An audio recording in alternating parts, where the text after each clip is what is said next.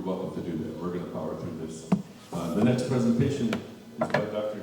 Keanu Martin, and his title Shifting Flowering of Proteas and Cynaroides for Increased Market Access. Dr. Martin is with Department of Horticulture at Stellenbosch University. He's got a really diverse background in horticulture science and pollination biology. He's working with blueberries, and now he's working with Protea. We're pleased to have you. Thank you. Yeah, great. Okay. Yeah, thank you so much for that introduction. So as Ken said, I'm Dr. Keanu Martin. I'm from the Department of Horticulture in Stellenbosch, Cape Town in the Western Cape of South Africa. And I'm going to be talking just on some of the work that I did with my honors student last year, as well as with Dr. Lin, Eugenie Lin Lowe. And the title of this talk is Shifting of Flowering Time of Proteas cynaroides for Increased Market Access. So Proteas cynaroides is also known, as you guys may well know, is the king protea. It's one of the most iconic species in the Proteaceae family, and actually holds quite significant value as South Africans because it's our national flower. It's endemic to the Cape Floristic region in South Africa, which is known as a biodiversity hotspot, where we've got massive amounts of species from a whole bunch of different genera and genuses in what we call the fynbos. And it's known being native to this region, and also known for its large, striking flower heads, which can grow up to 30 centimeters. Not sure what that is in inches, but at 12 inches, thanks Ken, making it one of the largest flowers in this Proteas genus. And they often resemble a crown, and I guess that's where we get the name, the king Protea. And the plant's well suited to our sort of Mediterranean climate, which is characterized by really wet winters, but then also really dry summers. And it really thrives in this nutrient-poor, kind of sandy soils that we spoke about, which is quite typical for our the Cape Floristic region and the Western Cape, and is quite well adapted to surviving in this harsh kind of environment that we find ourselves in. So this is just a graph on the total amount of hectares that we have planted in South Africa from 2016 till about 2021. As you can see, it's quite increasing, and that's because the global demand for indigenous flower production is increasing. And South Africa is quite well suited to meet this demand. And as you can see, our production from 2016 to 2021 has increased by over 82%, and that's an increase of about 157 hectares that we've increased in that time.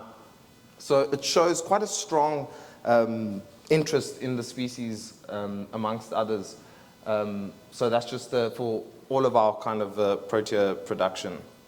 And production of stems are actually projected to increase up to 233% from just under about 1.5 million stems in 2017 to over 5 million stems in about 2027. That's our kind of projected increase. So you can see there's quite a significant expansion in the supply of Proteas.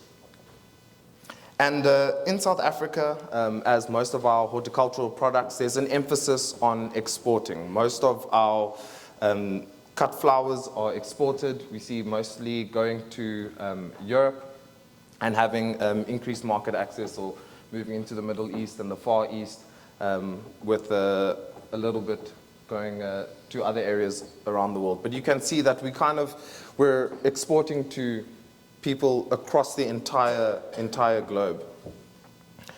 And the next is looking at the amount of, specifically the amount of exported stems. On the x-axis, you can see the different kind of varieties that we export, and cynaroides being definitely the largest of that group. So again, just shows you exactly how big and how important it is economically as a crop. So Proteas are, produced in South Africa, and the demand is quite seasonal. We see quite a strong peak in about September, and this seasonal variations can really determine and is influenced by the market trends also in our northern hemisphere markets. So we only have one solid peak, and we'll kind of show you. And then as let's get to the next slide. Yeah, so you can really see here the kind of peak that we get starting slowly in September to have quite a strong peak in October, and then diminishing down in November and December. So we have quite a lot of obviously supply in that area, and what we really want to do is kind of try and flatten that peak if we can. So, and what we see is that as, so here this is just the price that we get per stem.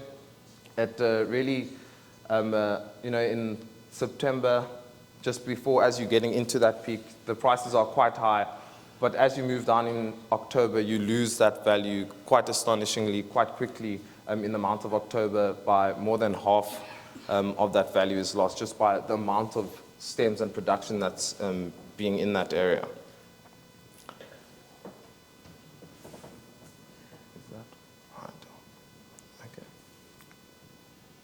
Yeah, so like I said, this is exactly why it's quite important for us to have a look at this, is because we want this kind of more flattened peak. This is what we have currently in production, and we kind of want to stabilize that, kind of increase the time that we can supply king Proteas around the world.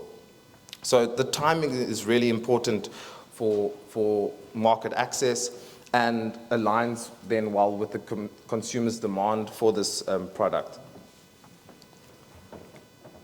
So what are some of the factors which actually influence flowering time? It stands well to, if you know what factors influence it, you can then start to kind of change those factors. So it's very important is temperature, photoperiod, genetic factors obviously determine flowering time, your carbohydrate status, stem quality, water stress, pruning can affect it, and then also plant growth regulators. And that's basically what I'm going to spend most of our time about, looking at plant growth regulators.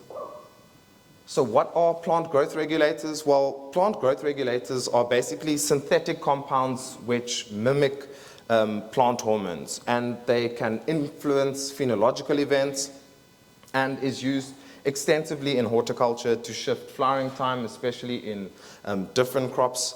So as Naomi kind of mentioned, you can get growth retardants or growth accelerators, and we use a combination of that. And examples where we've successfully used plant growth regulators to influence flowering time is in Proteas, leucospermum. It's also used quite extensively in the citrus industry. So 6BA is a synthetic cytokinin, and that is a kind of growth accelerator. So we've seen that cytokinins, or this 6BA, has induced out of season flowering time in Protea carnival, in pink ice, in Arctic ice, and results in a more kind of linear increase in inflorescence initiation. Then you have our gibberellic acid inhibitor. So that's kind of a growth retardant which you can use. And repeated foliar sprays of these uniconazole have actually been shown to kind of prevent this excessive vegetative growth in other species like, or in other crops such as Eureka lemon trees, and can really affect the fruit set and the quality of that fruit. So the aim of this study was actually then to evaluate the ability of growth retardants and accelerators to try and increase or shift the flowering period of Protea. Like we said, we've got that really big peak, so shifting it by either delaying flowering or accelerating flowering could really allow us to increase production in those more down times, if I can say that. And yeah, that's really the big aim of why we started looking at it. This was quite a small project, and we have plans to kind of increase that as well, based on the findings of the study. So this place took part on Piketberg. So that's also in the Western Cape region. Stellenbosch is a little bit down here. Here's Paul. And it took place on Pomona, which is the farm on top of Piketberg. So this table just describes the different treatments that we applied. We had, our control, and then different applications on either the growth retardant or growth accelerator, and we applied it on different flush, so second flush, 3 flush, and then double applications of both of them. So there was a summer treatment, which was your kind of your yellow, green, red, and purple, and then also an autumn treatment, which was your orange, red, blue, and purple. So to conduct this study, we did a complete randomized block design, and kind of every flower represents a different treatment that was applied. We used 6 plants, 6 single plant replicates, used 42 plants in total with tagged with the color tags. You can't really see it. And then we also tagged 2 shoots to follow their phenological stages. We collected the data monthly and then kind of just described them in 5 different phenological stages. So on the left, point A, that's the first stage, which represents your dormant stage. Point B is a green tip. Then you have elongation, and then you've got hardening off, and E was whether it produced a flower or not. So this is just the kind of looking at stem diameter, which is quite an important characteristic for us, especially knowing the strength of the stem in correlation to the flowering. We also know that you need a certain buildup of carbohydrates, and also definitely the minimum requirement of stem diameter as well. It's really difficult to see the colors, but here's a table which basically shows exactly what we did. So importantly, we saw that there were significant differences in our treatment, which is always great to know, okay, yes, something actually happened to something happened in the experiment. So obviously different letters just shows whether they differed significantly or not. So we did a ANOVA with some post-hoc tests as well. And basically what we saw was that the 6BA double treatment resulted in your largest increase in stem diameter. And that had a mean stem diameter of 10 millimeters.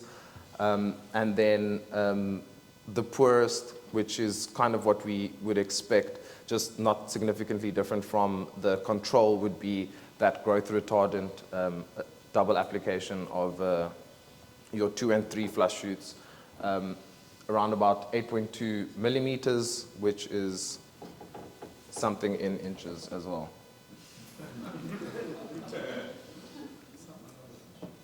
And so this is looking at the different phenological stages that we measured, and on different controls, and looking at, okay, the number of 2 flush shoots, 3 flush shoots,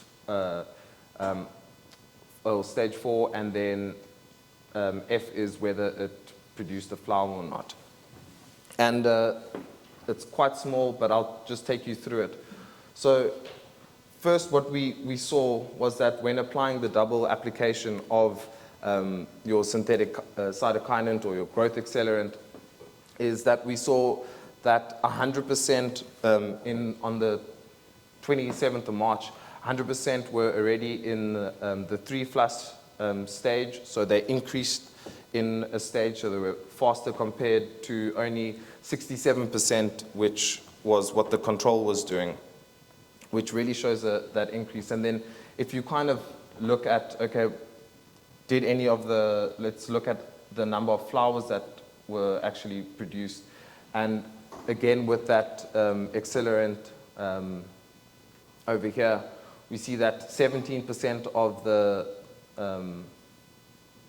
shoots that we applied and were tagged eventually actually turned into a flower, compared to only 8% of your control. So we see that that's almost more than double the amount of flowers that were actually initiated with that double application of that growth accelerant.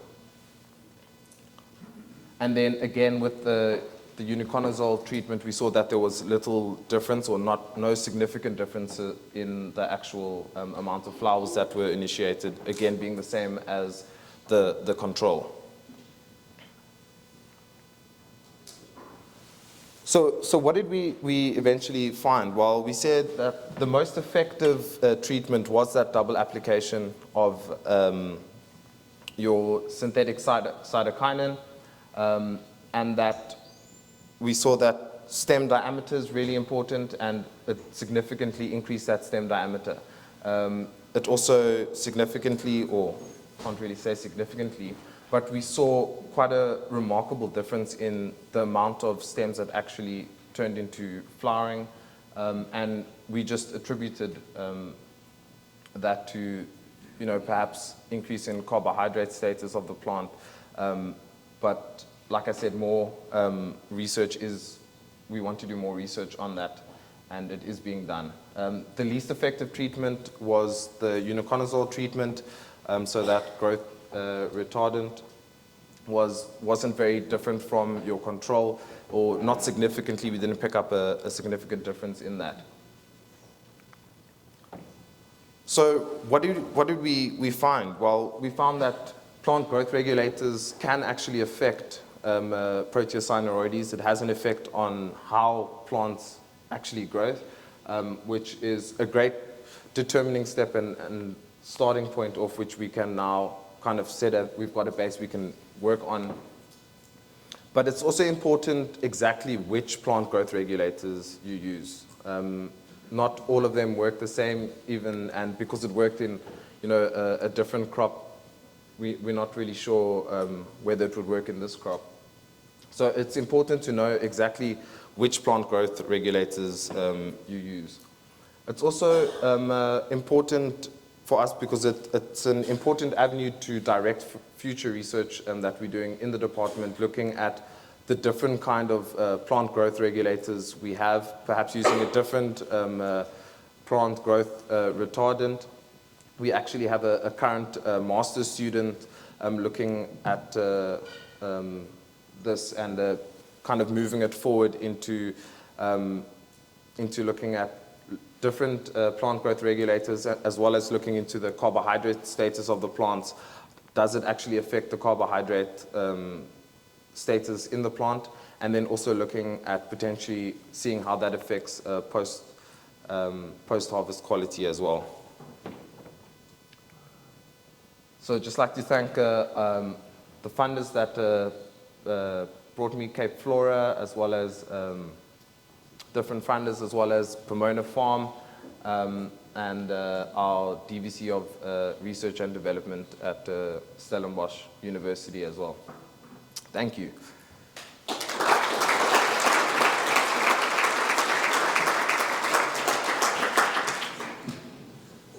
Thank you, Keanu. Question for Keanu? No? Sorry, I'd just like to know what the temperature range, the average rainfall, and the soil pH where King deal with would be.